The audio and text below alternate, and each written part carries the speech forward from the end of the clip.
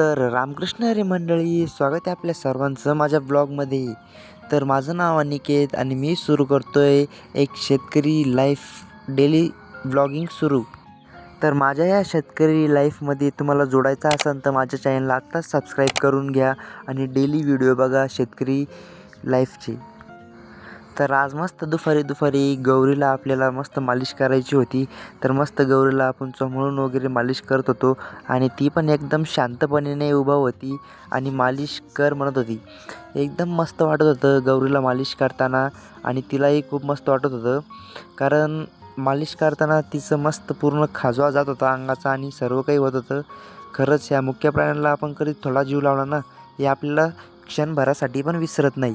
तुम्ही बघू शकता किती भारी बसली ती आता आणि कशी आपल्याला मालिश करू देते एकदम निवांतपणे. गौरीची मालिश तर आपण करतच होतो, पण त्यासोबत आपल्याला जायचं होतं आता शेतात, कारण शेतात आपलं आलेलं होतं ट्रॅक्टर गहू पेरण्यासाठी. मग आपल्याला शेतात जावं लागणार आहे आता. तर थोडा वेळ आपण गौरीची मालिश वगैरे करून घेऊ आणि मग शेताकडे जाऊ. तर गौरी अशीच मालिश करच म्हणत होती, थांबवतच नव्हती थोडी पण.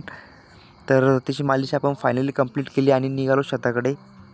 शेतात जात होतो मी आणि माझ्यासोबत होता गबरू, तो पण माझ्यासोबत कायमच असतो. गबरू आणि मी मस्त शेताकडे निघालो होतो आणि शेतात पोहोचल्यानंतर मस्त आपलं गहू पेरणीचं काम चालू होतं ट्रॅक्टरने. एकदम मस्त वाटत होतं हा व्ह्यू बघून, कारण आपल्या वावरात मस्त गहू पेरणीचं काम चालू होते.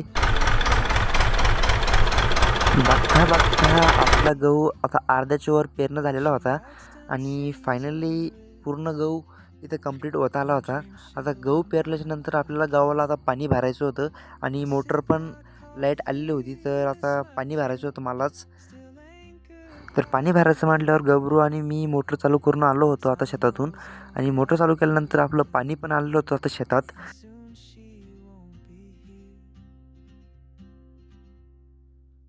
इथं मस्त गव्हाला पाणी भरण्याचं काम माझं चालू होतं आणि त्याच्यातच शेतात मस्त बगळे पण आले होते 4-5. त्या बगळ्यांचं मस्त व्हिडिओ घेऊ म्हटलं एक.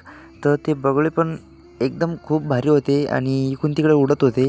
त्यांना बघून असं खरंच भारी वाटत होतं. त्यातला एक बगळा बघा किती भारी उडतो आता. असे बगळे उडताना बघितल्यावर खरंच मनाला खूप आनंद वाटत होता.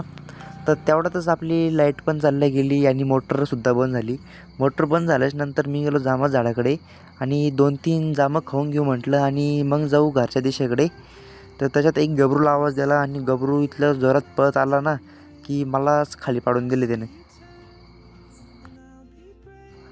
तर मित्रांनो, आजचा ब्लॉग तुम्हाला आवडला असेल तर नक्कीच चॅनलला सबस्क्राईब करा आणि बेल आयकनचं बटन दाबून घ्या, कारण माझे असेच ब्लॉग तुम्हाला लवकर भेटत जाईल. तर भेटूया पुढच्या ब्लॉगमध्ये. तोपर्यंत बाय बाय.